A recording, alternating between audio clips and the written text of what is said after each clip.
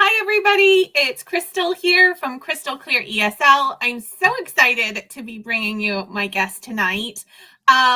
We are speaking with Sean McCormick from Earn More Tutoring. And Sean is quite a prolific coach, podcaster, teacherpreneur, kind of all around guy. And the thing about Sean is that he has seen success in blossoming his business, his sort of teaching business to the next level. So, Sean, welcome to the show today. Thank you, Crystal. I'm thrilled to be here and chatting with you about one of my favorite topics, which is how to earn more tutoring and educational entrepreneurship. I think there's a lot of amazing people out there who have gifts of teaching and maybe just need a little bit of support around the business aspects of building their business and managing it. So, love to Yeah, talk about this. exactly. Yeah, I think it's such an important thing to have your sights set on the future and on setting goals and that sort of thing. So we are talking about how to scale up your online teaching business today. Just a reminder to anybody who's watching live, you can participate. Please sign in through StreamYard to add your name so that we know who we're talking to first, and then it will auto-populate your comments right to us. If you're catching the replay of this, don't forget that Sean and I are both in the group and are happy to answer questions in future too. So if we don't cover anything relevant or interesting, then just comment at a later date. So, Sean, why don't we start off by learning a little bit more about yourself and how you got started in tutoring?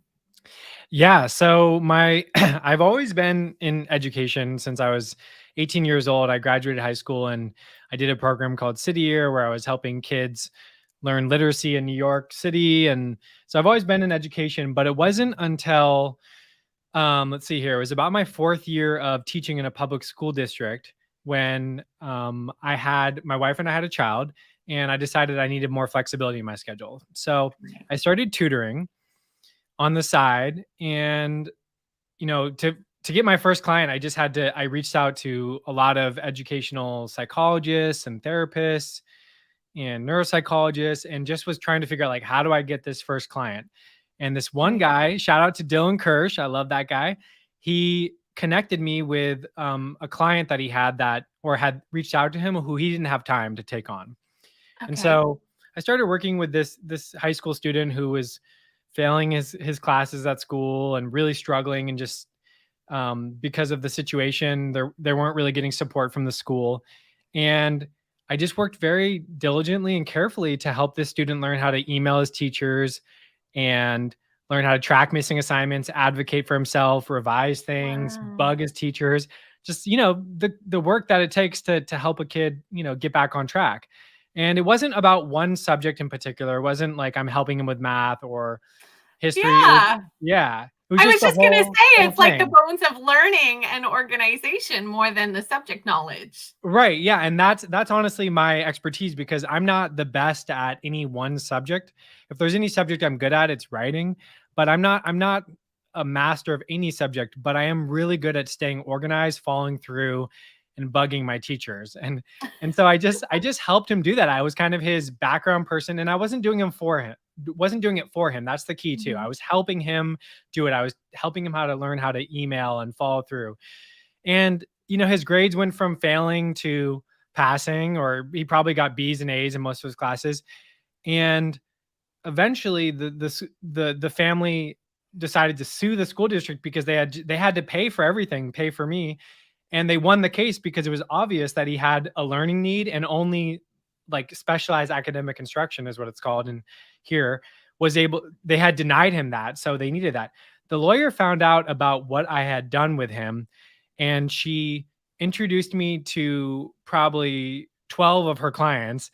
And so I started working with all of her clients, Oh because my gosh. it's really what a lot of kids need is they're struggling with school, and they don't know how to manage school.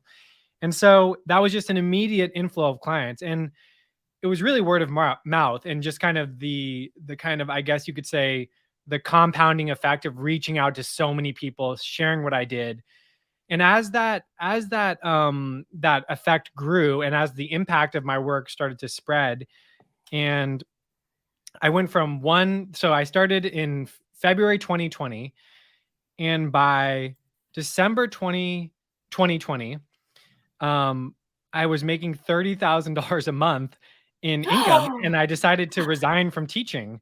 And I my was like, gosh. and it's so weird because I had set a goal a year ago. I was like, I want to make $30,000 a month in the next 10 years. I said, Okay.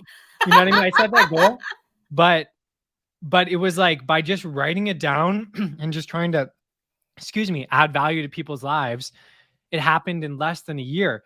And so I also had at that time like over 30 clients. And so I started hiring, I hired my cousin at first to help me with checking their homework assignments and texting me what was due so I could check in with the student. And it started with that. And then I hired her Oh two my roommates goodness. to help with other things. And by April, I probably had 10 people, April 2021. So 4 months, this is 14 months into the business about. I had Mhm. about 10 people with me, and I became a corporation, or, I got the right tax advice. And Right. since then it just keeps growing. And now, we've worked with over 150 families. And there's about 18 people on the team at this point. And we Wow. just continue to try to offer a great product to people. Yeah, for sure. So this community is more based on ESL, so English as a foreign language teachers. Do Right. you think that this sort of capability for success is still there in our field? Let me ask you a question to that question. Is there anyone in the ESL field, English as a second language field, that you see doing really well? And I'm curious, like, that has lots of clients and works their ideal hours, makes their ideal rate. Like, is there anyone in there out Oh there that does yeah, that? absolutely. I Yeah. think Well, there are a great many teachers that make a mhm. comfortable living in this career. Right. So that's what I say. If there's someone who you can look out there and is doing it already, even if there's not a ton of people, there could be just one person. Like in Mhm. my field, there's only one other big business that's focused on executive function, as far as I Okay. know, in at least in the United States. Um, but if there's one other person doing it, it means there's a market for it. And so yes, based on your answer, yes, I imagine that there's plenty of people. I don't know the specific economy, Mhm. but it sounds like, it sounds like there's clearly people following you, and you've built a business around it. So I would say Right. yes. And then it's just about how do you be, the best in the world at what you're doing? How do you differentiate yourself? And that's Yep. what's going to attract more people, is if you're Right. doing it a little bit better or a little bit different. So, do you think that anybody can fall into that category in terms of having the innate potential to reach that six-figure a year income, or is it a specific type of person? Well, I would say it's a specific type. And what I mean by that is you've got to be persistent. You've got to be good at what you do. You can't just go into a field and expect that you're going to be the best. Like before I was doing executive function tutoring, I was selling cell phones. I was buying used cell phones and flipping them as a teacher. That was my side hustle, was the cell phones. But I'm not better at selling cell phones Right. than, Verizon or someone, whatever. That wasn't my calling. And it took time. It took me asking a lot of questions and asking people around me, like, what do you think I'm good at? Like, what, and asking people, like, how did you figure out what you want to do? So I would say, if you're a great ESL teacher, if you know how to teach people English and that's one of your skills, then yes, for sure. But if that's not your Right. strong suit, like if I was trying to be a math specialist, like this would not work out. It's because I like organization. I'm passionate about helping people meet their goals. I'm passionate about setting goals myself, that it makes me the right person for this job, and it Yeah. attracts people to me and to my business. So that's all I mean by that, is you have to be passionate and Yeah. good at what you do. But if you're those two things, if you're passionate and you're good at it and you're willing, and also it's got to be a market where it's not, they call it a red versus a blue ocean, right? Like if there's tons of people doing exactly what you're doing, that might not be the best place. But if you can do it somewhat differently, if you're like, I'm the ESL teacher for middle school students in Northern England, that might be a really good niche or something or Right. whatever. So you want to find your niche within a larger market. and Uh-huh. how you deliver it a little bit differently. So that's so funny. You've actually taken my next question sort of right out of my mouth. The $1 million question is a niche necessary? What is the hype about? Yeah, I mean, for sure, the niches are in the riches, or no, sorry, the riches are in the niches. Um, so yeah, I mean, a niche, and it's so hard, right? I understand when you're out there, like, how do I find my niche? And it's confusing, right?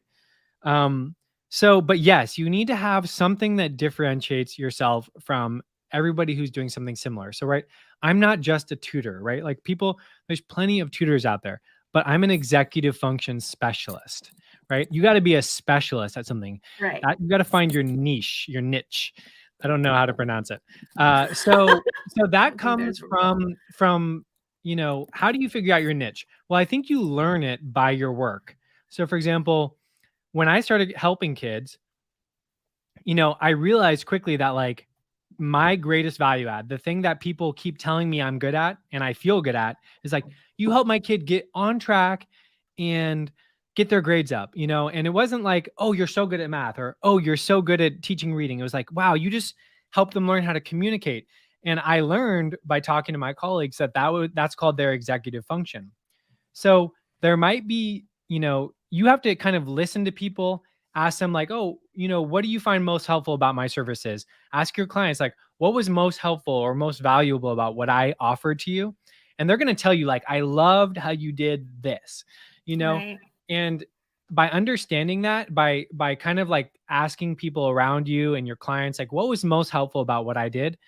You're going to figure that out, and maybe within the niche of ESL, maybe you're the person who creates workbooks, or maybe you're the person who works with students from France or whatever. It's like you Mhm. might have a really specific niche, but the more kind of you can dial in your specific niche and attract that, Right. you're going to do good. Right. I love the whole concept of, I think there's obviously a lot of motivation out there to survey your clientele for feedback. But Hmm. I love that you keep reflecting upon the need to ask other people in your life what you're good at, not just your customer, but also your loved ones and your wider circle, because Hmm. they are ultimately the ones who probably see the most of you and know how wide reaching your skill set is. Totally. Yeah. So I yeah. remember it's a great point because I remember when I was like trying to figure out what I was going to do. Like I was a teacher and I was like, you know what? I'm ready to move on. Like they're not, the situation occurred where I couldn't be part-time and work in the classroom I was working in because they wouldn't allow it. So I was like, okay, I need Mhm. to figure out what works for me because this system is not going to serve me. I have to make my own process. And I called one of my best friends and I said like, I'm trying to figure out what to do with my life, and I might do some wedding planning because I planned my own wedding. And I was like, I'm gonna post that I can plan people's weddings, and he was like, why don't you do something with education? Like you have a master's in education. And I Right. was like, that's a Oh. good idea. And then I called my brother and I was like, hey, what do you think I should do? He's like, dude, you have a master's in education. Yeah. And I was like, okay, I was starting Isn't to it hear obvious? it. Yeah. Sometimes it's so obvious and it's so right Mhm. in front of you, but you just like don't know how to like leverage it. You're like, oh, I guess the only option is to Right. be a teacher in a school. And and so it's like Right. when you start actually listening to the feedback that the world's giving you, as opposed to being like, I'm gonna do things my way. And if people don't Yeah. get along, it's because they're haters. It's like people are not haters most of the time. There are some haters out there, but usually people are giving you valuable feedback and you can choose to hear it or you Yeah. can ignore it and keep your head buried in the sand. And at some point I got tired of having my head buried in the sand. Right. And I think it happens all too often in our industry that we get so jaded with the typical, public school teaching. And then when we sort of segue out of it, we want nothing to do with it. But we don't think actually there are some really viable and enjoyable options in Mhm. the related field. And profitable. Right. Well, Mhm. exactly. You show that. So let's Yeah. get a bit more specific about the steps and the necessities. The first one I wanted to bring up was having a schedule. You previously referred to a schedule more like a schedule of goals. Is that understood? Yeah. So okay. So let's think about this. So first off, before I mean, you can do that first, but I think the first thing is you have to start getting clients, and that's probably where a lot Okay. of you already is. You've got some clients, but you have to figure out a way to, like, you want to look at where all your clients came from, and you want to say, like, okay, where did these people come from? Was it because I posted on this one Facebook group? Was it a parent group that I spoke to, or some type of, non English speaking group, whatever it was? Referrals Yeah, or exactly. You want to find out who your referral sources are, and then you want to double down on those. So, what I did was, a lot of my referrals were coming from neuropsychologists and lawyers. So I doubled down on that.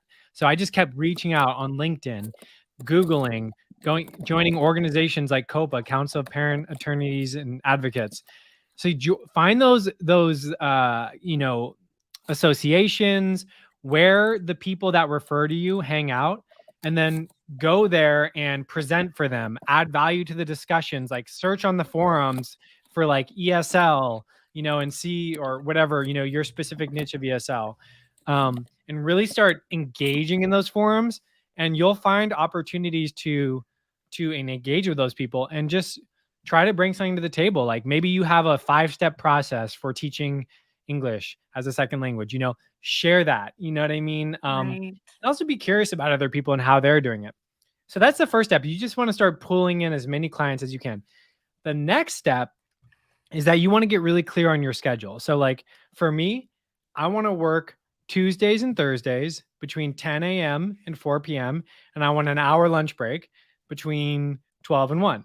So that's Right. my ideal schedule. So if someone wants to work with me outside of that schedule, they're going to have to work with one of my other specialists, because that doesn't fall into my schedule. So when you get clear on your boundaries, and you know what you offer and what you don't offer, then you can have other people waiting, like, hey, I know, our times don't align, but I've got this amazing ESL specialist right here who's ready to help you reach these goals. Right. Oh So my gosh. Yeah. yeah. This is just so amazing, especially for the ESL industry, because we're pulling students from all over the world and Mhm. time zones all over the world. And I think too many teachers are so quick to accept whoever crosses their path, but then they're sort of pulled all across the board for Mhm. schedule. They could be working at 2 a.m. and an 8 p.m. and everything in between. And it Yeah. just doesn't make sense. And it's not sustainable either. Yeah, I mean, and I learned that from literally working all day and every weekend. And I was like, I'm destroying my life and my family. Right. Like, they're going to dislike me if I keep this up. So I had to get clear on my boundaries. There's a great book called Set Boundaries, Find Peace, if you want to work on, if you have to do some of that boundary work.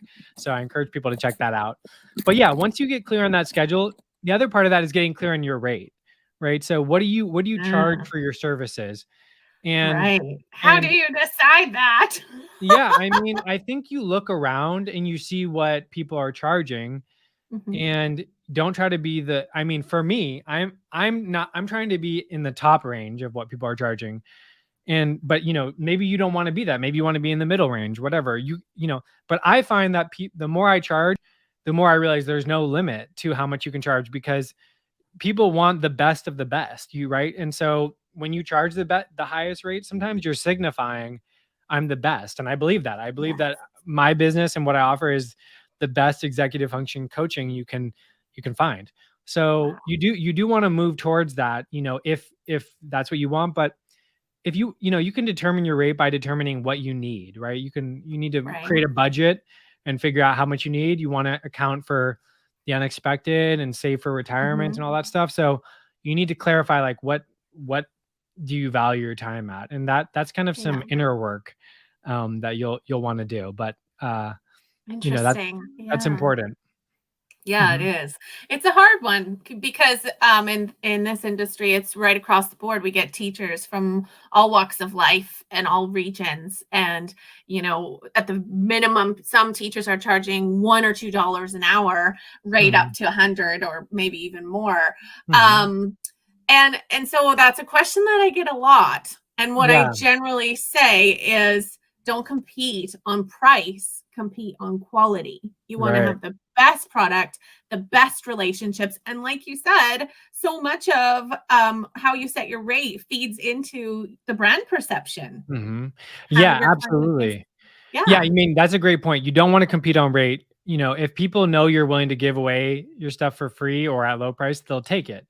yeah, And you can offer certain things for free. Like I give away a ton of stuff for free. I'm fine with that. I create free content. I do free speeches and things like that. I would say, like, as you decide, as you raise your rates, as you continue to value your time, think about what differentiates you from the people that are charging less than you. Like, for me, my team is comprised of credentialed teachers. I'm first off, people that I'm recruiting are credentialed. Second, they've yeah. gone through my training, which I've used to support tons of families. I have tons of testimonials on Google. People have put their name and testified, 21 5-star reviews that, describing how we've helped them. So you want to be building your brand by getting those testimonials. I highly recommend Mm, using Google reviews, because if you have people posting on Google, it's sending traffic to your website. And you know what I mean? If people are willing to, like, go out in public and testify to the power of your business, that's huge. You know, yeah. so And and maybe everybody that, uses Google. So, I mean, that's like, right. Yeah, YouTube too. I mean, you can't get necessarily maybe reviews, or you can get likes and stuff, but creating useful content and getting those reviews, that's what's going to differentiate you, is that you are an expert in your domain. right. Okay. So your business is sort of picking up. You may have brought on a teacher. Do you still teach yourself? Do you still maintain a full schedule yourself when things are picking up? Yeah, well, you've got to do what makes sense for you and your family and your situation. So, um, the way I did it was, it started with me having all my clients, like 30 clients. And then as I hired people, I started to go down to like 25. And then the more people I hired, I went down to like 15.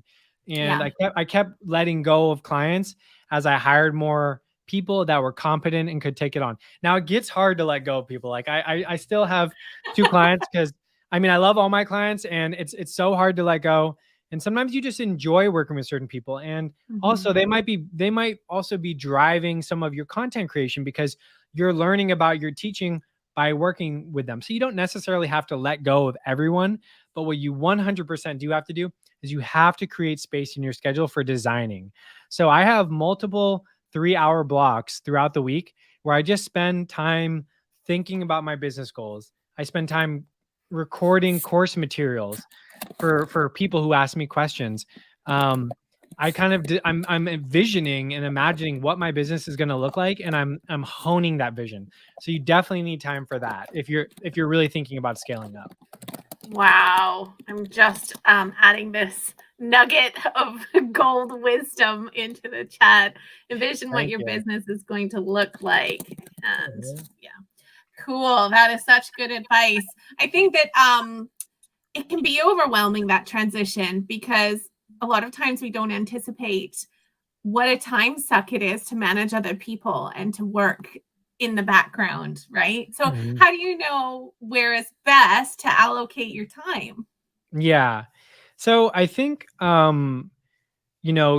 always want to focus on your big goals. You really want to, like so on my phone, for example, I have a note, and I look at it every day, multiple times a day. And it's, what are my 12-week goals, the things I want to get done in 12 weeks? And then what's my 3-year vision?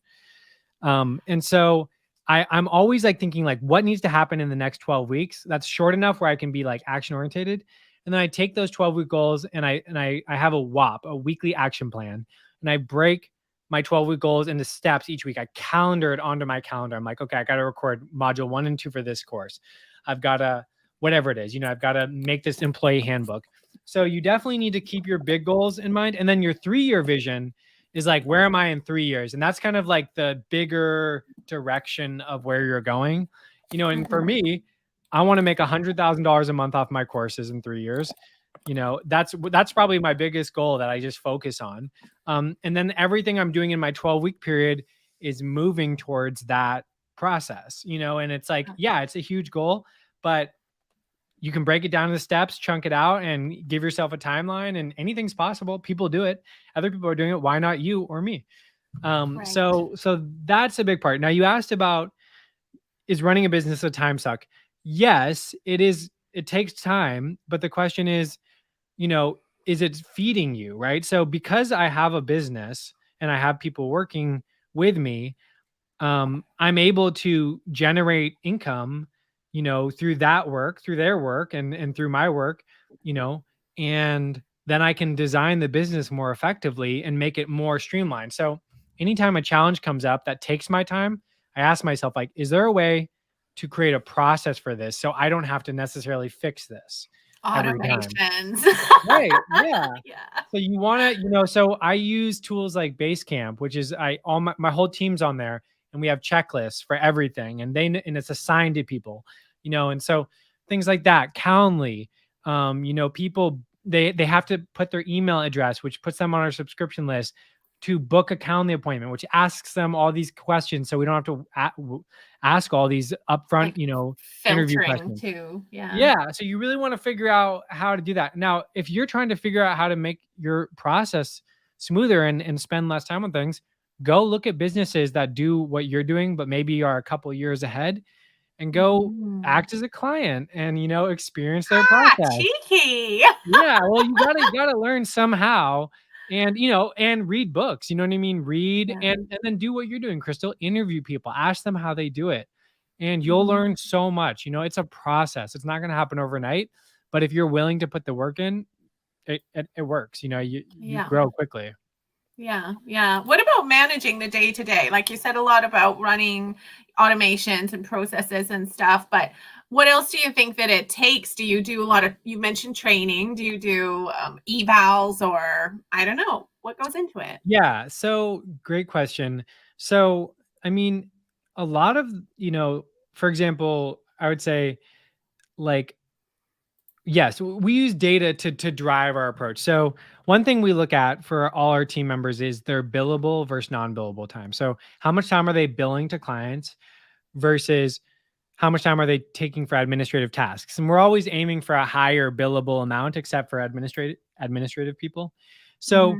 you do need to analyze, like, who's bringing in the money to your business, who's doing a great job, supporting it, and who's maybe not being as effective with their time. And then you want to figure out how to make more people work like the person who's doing that, Really billing well. out for the most time, and what are they doing that's different? What training do they have or support do they have where they're more effective, they bill out for more hours, they get their job done. And the way we do that, we use Tutorbird, and it's a tutoring system where you can see these reports, and it tells you, and then it also does a lot of stuff. So that tool in itself is a huge tool for our business because, one, it allows us to, like, a client, one of our tutors, they book a session, and then it bills the client for the time that they put, the session. They put the session, it's on a calendar, and it, Okay. it bills them. So we track all that stuff. It also sends the client text messages and email reminders that the session's coming up. So it takes all that work out, right? And and then we also use it to track how many hours they're working, and what hours are coaching and which hours are administrative. So that in itself, just being able to Mm. analyze, like, what's working well in my business and what's not bringing profit or what's costing me money, Hmm. that's the big part. Now, as far as evaluations, that's part of the evaluation, right? Are you, Yeah. if you're billing out for time, that means the clients are happy, they're working with you, you know, and then what we do is we do touch points with our clients. So after 30 days of start, we give them a phone call, say, how's everything going? What do you like? What can we do different? So do you want to have touch points with your clients to figure out if they're happy or not? You know, but I think the data will tell the story. You'll know, like, who's doing well and who's not. And then Right. what I do is I always meet with team members, like with my top billing team members. I'll meet with them on a rotation. So I meet with one of them one week for an hour, then I meet with a different one the next week, and I rotate through them just to check in, see how things are going. Hmm. And I don't do super formal evaluations. at this point, I just, my focus is on ensuring the business is profitable, finding Right. people who want to be there and enjoy the work, and then making sure clients are happy. Do you ever take or ask your top performers to provide trainings on topics for the rest of the team?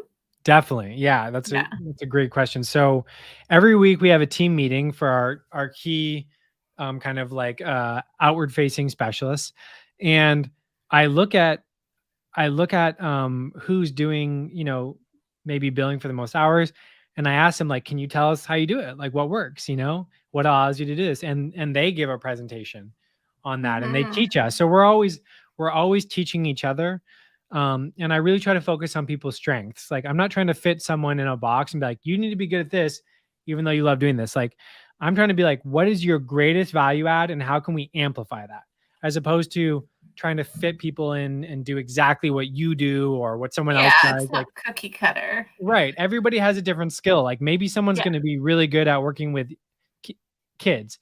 Maybe someone's really good at working with adults. You want Mhm. to know your team well and you want to be able to Yeah. apply them, you know, effectively to the right situation.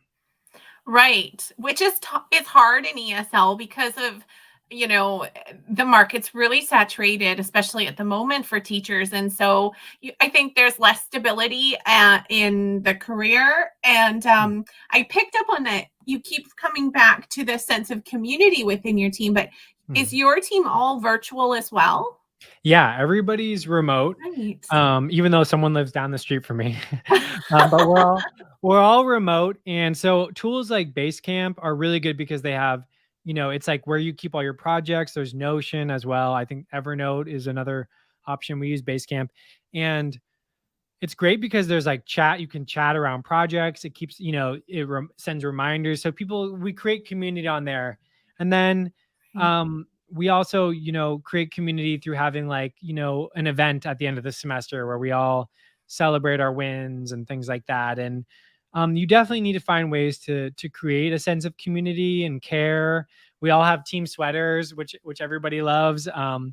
So that's it's little things, but yeah, you want to find ways to show people they're appreciated, stay in touch with them, just get a pulse for how they're feeling.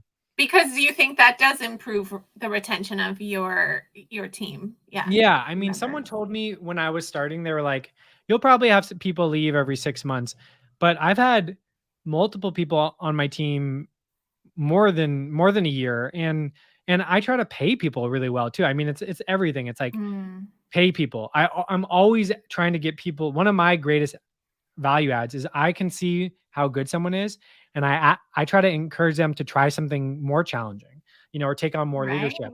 And I pay people, I give Yeah. them raises, or we give raises as a team. So um really I think people need to be challenged, they need to be fairly compensated, and they need to feel like they're valued, and if you Right. do those things, then people are going to want to stay around. Right. So if an teacherpreneur wants to create and retain a good quality team of teachers, they need to show them they're valued and fairly Mhm. compensate them, which a lot of our viewers might agree with me in saying that the market is sort of going in the opposite direction. But I think you get what you put out there, really. Well, here's the thing. Yeah, and I don't know the exact market, but I do know that if you're providing something that people need, you know, if they need it, if there's desperation out there for it, and like with Mhm. my business, there is a desperate need for, if kids are failing, or I imagine if someone can't speak English and they need to speak English to like make money or whatever it is, like there's going to be a desperate need out there. And so if you can be Right. the best at it, if you can provide a clear product that allows them to get their results in a shorter amount of time maybe than the other person does, like you're going to attract a lot of business. It's just about having a good process, Yeah, and then you definitely. just gotta they'll share it with the world, as long as you ask them to post that Google review or, whatever it is. I love the Google suggestion. Do you have any other top tips for finding students? Because I know that that is what everybody wants to know. Yeah, I mean, so you definitely, I think, getting out there and sharing about your work is one of the most important things. And I think you really have to understand the challenges of your audience. So for example, when I present, I start with something like this. I'm like, "Hey, does your kid struggle to turn in assignments? Do they tell you, 'Oh, I'm all good,' and then the teacher emails saying 3 things aren't turned in? Do they say, 'I don't need to email my teacher, I'll just talk to them in class?'" Like, I know what kids are saying and what they're talking to their parents about Mhm. and what parents are experiencing because I talk to them all the time. And so if you can really empathize with your clients, if you can show them that you don't wanna start with things like, I have a master's in this and I have done this Mhm. for 4 years and it's not about you, it's about them. Like, are you What struggling are to learn their English? goals?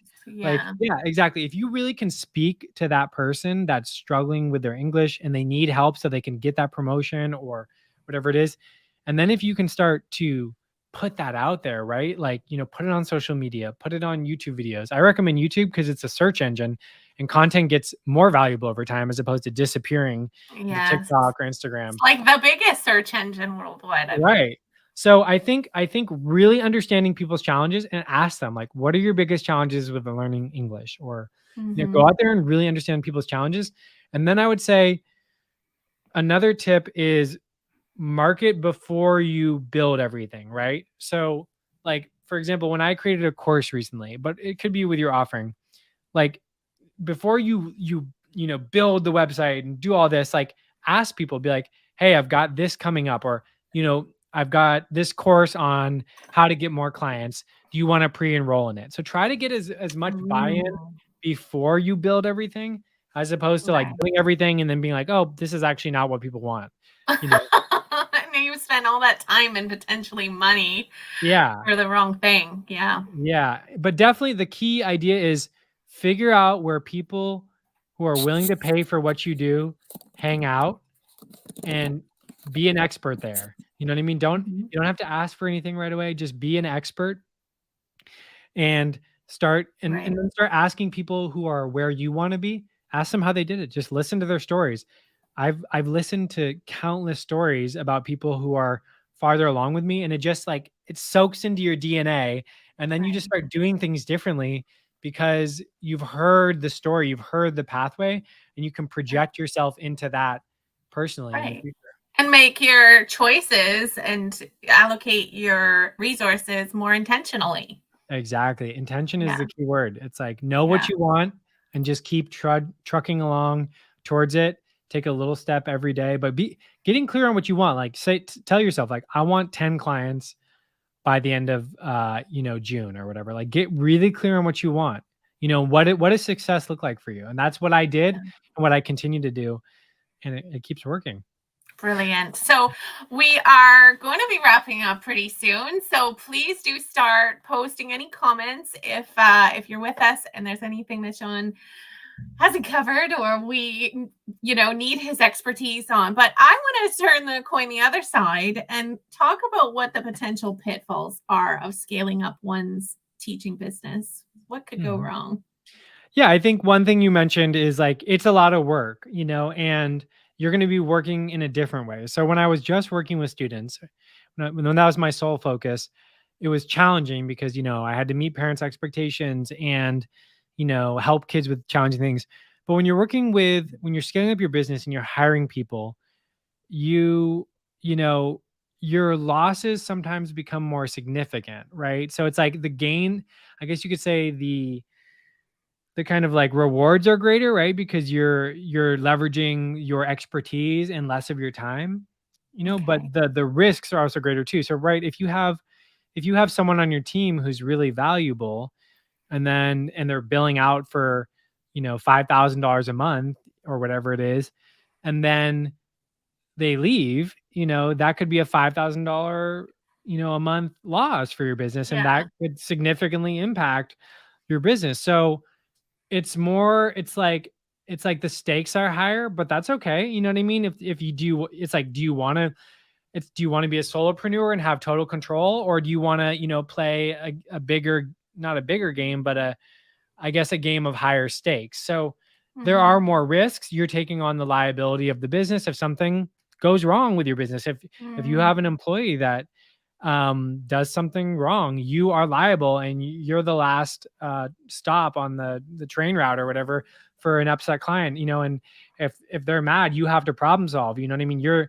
You really need to be good at problem solving and want to problem solve with people, because they could leave a bad review, or they could Mhm. impact your business negatively. So I would say those are the pitfalls, is that the stakes are higher. So you have to be very intentional, strategic, thoughtful, and just really focus on delivering value.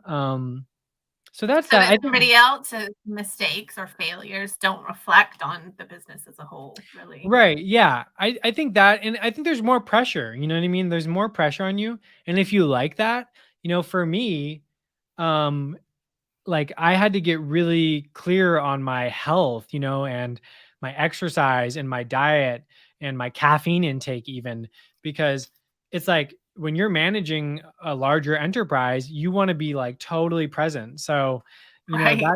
that's it's really important when the stakes are a bit higher and people are looking to you, and people look to you, they really look at you, and like you set the tone for how we treat each other, how the business runs. And so you have to embrace that, which can be hard Mhm. at times.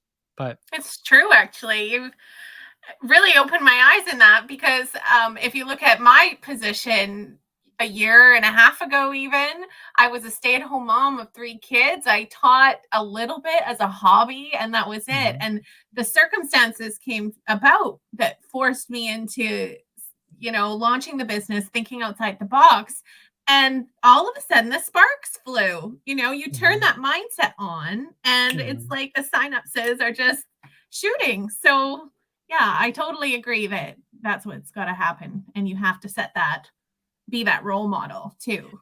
Yeah, absolutely. And I think it's like there's always just going to be growing pains, and you just have to be gentle and patient with yourself, Yeah. and just take time to meditate and eat healthy, and put the phone away, close the computer, sit by the fireplace, because it's you're investing in yourself for the long term, and in your business, and Yeah. things are not going to be perfect every day. No, no, it's true. Absolutely. So you've said that you've helped lots of students, but how can you actually help the teachers in this community? What could they sort of contact you to benefit from?